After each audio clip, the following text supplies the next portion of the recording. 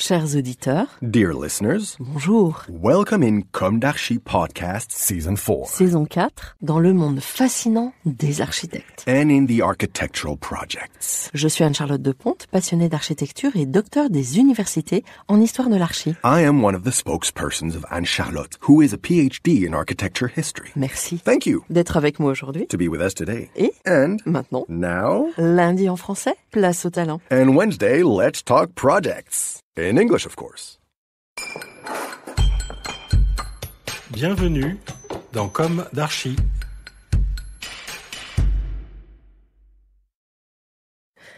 Chers auditeurs, ravis de vous retrouver aujourd'hui en compagnie de Benjamin Loiseau. Bonjour Benjamin. Bonjour Anne-Charlotte. Bienvenue dans Comme d'Archi. Vous êtes architecte, fondateur et aux manettes de l'agence Mano.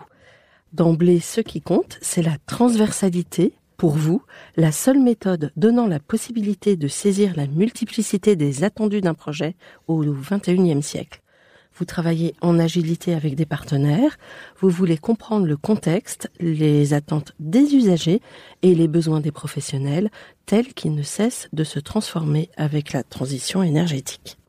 La révolution numérique aussi et l'allongement de la durée de la vie. Alors avant de développer tout ça, pourquoi Mano ? Alors, Mano, à l'origine, c'est un nom qui tire son expérience qui est vraiment artisanale, c'est-à-dire que très concrètement, mes deux premiers projets en tant qu'indépendant, ça a été deux projets dans lesquels j'étais chef de chantier.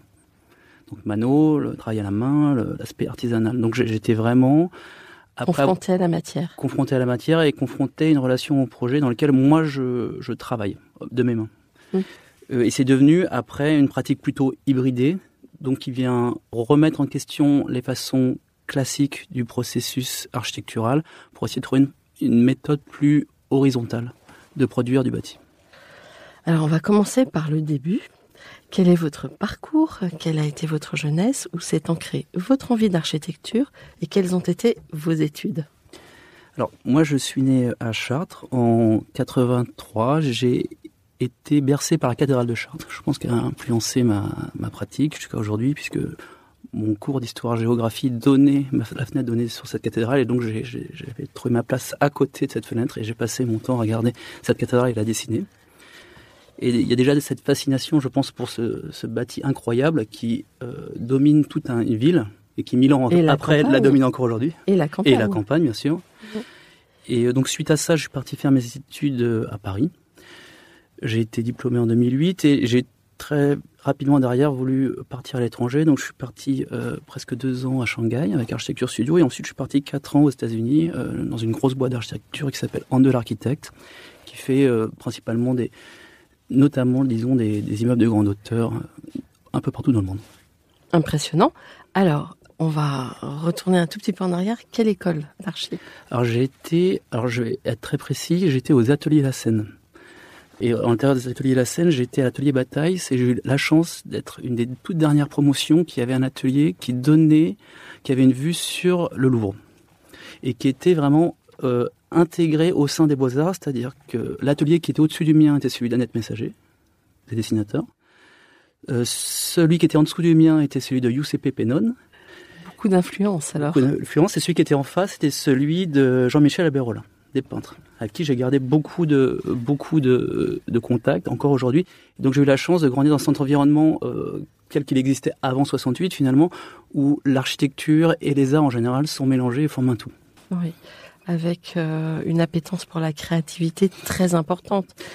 Ce qui vous ancre finalement assez fortement, parce qu'aujourd'hui, cette créativité, elle est un peu mise à mal par la peur.